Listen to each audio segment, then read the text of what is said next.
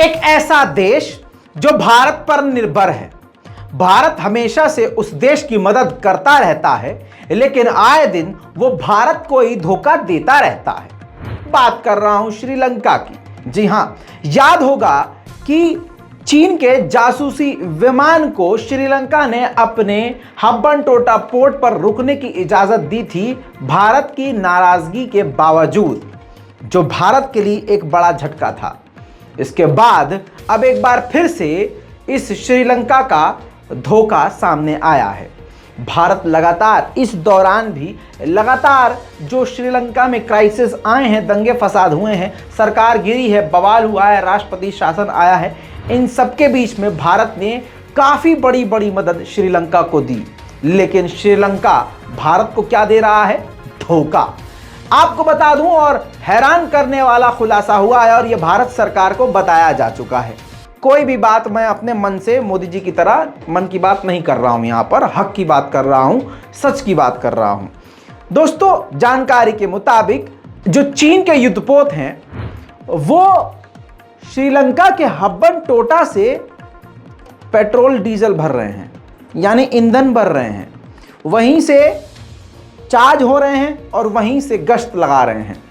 युद्धपोत कोई आम जहाज होता, कोई याच होती या नॉर्मल नाव होती, कोई शिप होता तो वो बात अलग थी। लेकिन श्रीलंका युद्धपोत में, जी हाँ, चीन के युद्धपोत में अपने टैंकरों के द्वारा जो उसके जहाज हैं उससे वो ईंधन भर रहा है श्रीलंका। ये बात मैं नहीं कह रहा हूं, श्रीलंका में मौजूद भारतीय दूतावास के द्वारा ये भारत को बताया गया है। अमेरिका ने भी नाराजगी जताई है और कहा है कि चाइना के किसी भी युद्धपोत और जहाज को हम्बनटोटा पोर्ट पर रुकने की इजाजत श्रीलंका ना दे। लेकिन श्रीलंका कर क्या रहा है? ये कर रहा है। दूसरी तरफ भारत ने आधिकारिक तौर पर श्रीलंका से नाराजगी जताते हुए साफ तौर से इनकार किया है कि मेहरबानी करके आप चाइना के युद्धपोत को रिचार्ज ना करें। ये सरासर गलत है और तनावपूर्ण माहौल इससे बन सकता है। लेकिन इन सबके बावजूद श्रीलंका भारत को बार बार धोखा देता आया है। इतना ही नहीं दोस्तों, अब बढ़ते हैं चीन की ही तरफ। तो चाइना पाकिस्तान के साथ फिर से खड़ा हुआ है। पाकिस्तान की ये जो नई सरकार है, शहबाज शरीफ की सरकार है, शहबाज शरीफ ने चाइना के सामने हाथ फैलाया और चाइना पहुंच गए खुद शहबाज शरीफ। ये देखिए तस्वीर, जी हां, और पाकिस्तान की तरफ से उन्होंने काफ़ी सारे मसले चीन में जाकर रखे। चाइना ने पाकिस्तान के सारे दर्द और तकलीफ को सुना और एक बार फिर से पाकिस्तान को सहायता देने के लिए वादा कर दिया। फाइनेंशियल सिचुएशन जो पाकिस्तान की बिगड़ी है उसको सपोर्ट करने के लिए शी जिनपिंग ने ऐलान कर दिया है। वहीं पाकिस्तान के शहबाज शरीफ को एक बड़ी कामयाबी और मिली है कि $10 बिलियन खर्च करने के लिए पाकिस्तान के रेल प्रोजेक्ट पर राजी हो गया है चाइना, जिससे इस्लामाबाद से पेशावर तक का पूरा एक रूट चाइना बनाएगा अपने पैसों से। जी हाँ, इससे पाकिस्तान की इस नई सरकार को काफ़ी बड़ी कामयाबी हासिल हुई है। अब वापस मैं आपको इस गद्दार और धोखेबाज श्रीलंका की तरफ ले चलूँ। श्रीलंका ये वही देश है, कुछ दिन पहले, कुछ वक्त पहले यहाँ की सरकार बहुसंख्यक समाज को राष्ट्रपति भवन में घुसा चुकी थी।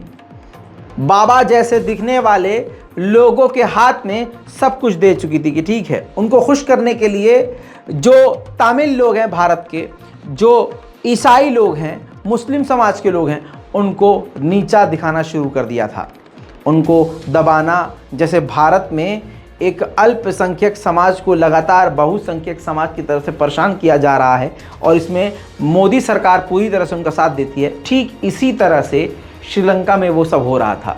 लेकिन आज इस गद्दार, भारत के गद्दार श्रीलंका का हाल ऐसा है कि एक बार फिर से जो ऑयल मिनिस्टर हैं श्रीलंका के, उन्होंने कह दिया है कि अब हमारे पास पैसे पूरी तरह से ख़त्म हो चुके हैं, हम अब किसी भी देश से ऑयल इंपोर्ट नहीं कर सकते। जिसके बाद ये कहा जा रहा है कि श्रीलंका की जनता फिर से भड़क सकती है, मारामारी फिर से हो सकती है, बेरोज़गारी तो हद से ज़्यादा ऑलरेडी बढ़ चुकी है। अब ले चलूं तालिबान की तरफ। अफगानिस्तान में महिलाओं ने यूनिवर्सिटी के बाहर प्रदर्शन किया। ये देखिए, ये तस्वीरें हैं। और इस प्रदर्शन के दौरान यूनिवर्सिटी के जो गेट पर प्रदर्शन किया है, तालिबान की तरफ से महिलाओं पर अटैक किया गया, मारा गया, धक्का दिया गया, अपशब्द कहे गए। लेकिन वो हिस्सा मैं आपको दिखा नहीं सकता, वरना यूट्यूब इस वीडियो को भी ब्लॉक कर देगा। आगे बढ़ते हैं। अफगानिस्तान की राजधानी काबुल में तालिबान को निशाना बनाते हुए तालिबान जिसमें सवार थे इस गाड़ी में, उसमें धमाका हुआ। उस धमाके में तालिबान का कोई शख्स मारा नहीं गया, लेकिन 7 तालिबानी बुरी तरह से घायल हुए हैं। वहीं अफगानिस्तान की बात कर रहा हूं तो आपको एक और बड़ी खबर बताता चलूं कि यूएन ने बयान जारी करके बताया है कि जब से तालिबान सरकार आई है, अफगानिस्तान में अफीम की खेती ज़्यादा बढ़ गई है। वहीं ब्रिटेन ने एक बड़ी बात बताई है। ब्रिटेन जहां रूस से पंगेबाजी कर रहा है, वहीं पर ब्रिटेन ने जानकारी दी है कि F-35 उड़ाने के लिए हमारे पास पायलट्स की कमी है। आपको याद है कि इंडोनेशिया के फुटबॉल स्टेडियम में भगदड़ मची, जिसमें 135 लोग भगदड़ में मारे गए। अब इंडोनेशिया की ह्यूमन राइट बॉडी कमीशन ने साफ साफ कह दिया है कि वहाँ जो टीयर गैस दागी गई थी भीड़ को काबू करने के लिए, उससे और भीड़ बेकाबू हो गई, जिससे भगदड़ मची और 135 लोग मारे गए। दोस्तों, ऑस्ट्रेलिया का एक काफ़ी फेमस शहर सिडनी आपने ज़रूर सुना होगा। काफ़ी खूबसूरत शहर है। इस सिडनी में एक जू है, जिस जू का नाम है टारोंगा जू।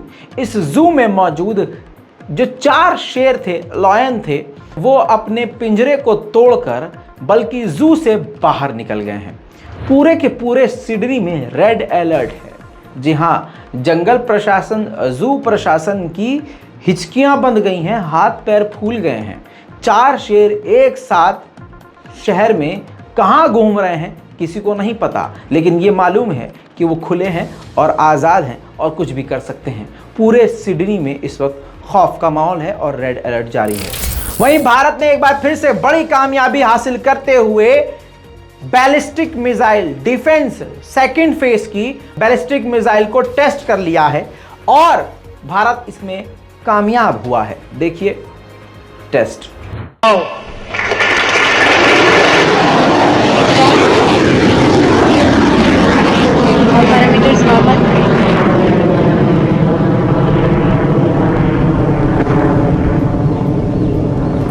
दोस्तों, अब आपको बहुत बड़ी खबर बता रहा हूं। रज़ाग्राफी को देखने वाले कोई भी बड़ी खबर को मिस नहीं कर सकते हैं। आज आपको पता चलेगा कि रज़ाग्राफी को देखने का फ़ायदा क्या है। जो खबर मैं आपको बताता हूं वो भी इंटरनेशनल, कोई भी चैनल आपको नहीं बताएगा। अल जज़ीरा के अखबार पर, न्यूज़ पोर्टल पर एक बड़ी रिपोर्ट आई है। इंटरनेशनल ग्रुप ने, एक्सपर्ट ने यह दावा किया है, जिससे सनसनी मच गई है कि म्यांमार की आर्मी को भारत और रूस की सेना समर्थन दे रही है। भारत और रूस के सपोर्ट से म्यांमार की आर्मी म्यांमार पर इस वक्त हावी है और वहाँ की जनता पर जुल्म कर रही है। अल जज़ीरा की रिपोर्ट है, अपने मन से नहीं कह रहा हूँ। खुद ही देखिए, रिपोर्ट में साफ साफ चाइना का भी नाम है। चाइना, भारत और रशिया, ये तीनों म्यांमार की आर्मी को पूरी तरह से समर्थन कर रहे हैं, जिसकी वजह से म्यांमार का हाल ऐसा है। वहीं आपको इससे पहले आज की रिपोर्ट में बता चुका हूं कि सऊदी अरब ने ईरान पर बड़ा इल्ज़ाम लगाया और कहा कि सऊदी अरब पर और सीरिया के एरबिल में अमेरिकी बेस पर ईरान हमला कर सकता है। बयान ईरान का इस पर आ गया है। ईरान के विदेश मंत्री ने कहा है कि ईरान इस पूरी रिपोर्ट को खारिज कर रहा है और ईरान का कोई ऐसा इरादा नहीं है, बल्कि अब अड़ोसी पड़ोसी जो हमारे हैं वो ईरान की विदेश नीति की तारीफ कर रहे हैं और हमारा ट्रेड बढ़ रहा है।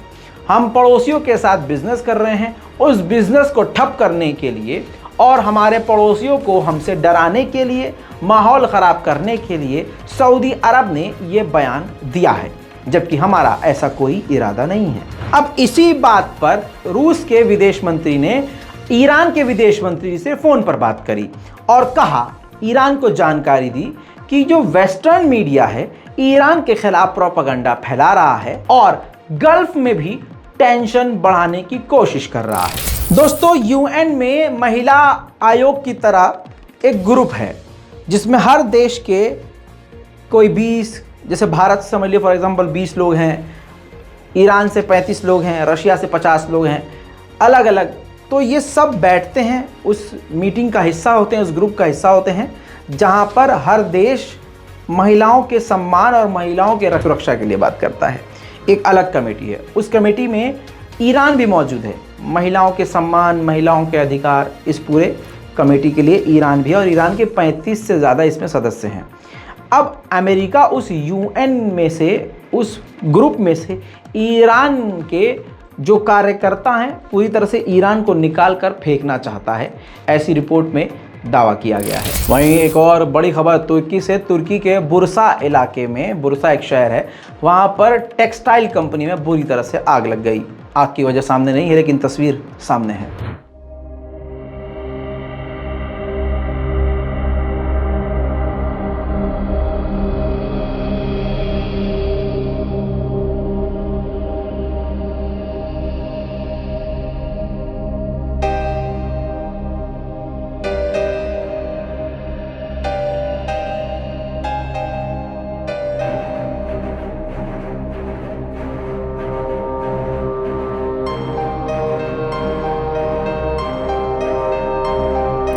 पीकेके के जो सपोर्टर हैं और जो पीकेके हैं वो तुर्की के खिलाफ रहते हैं।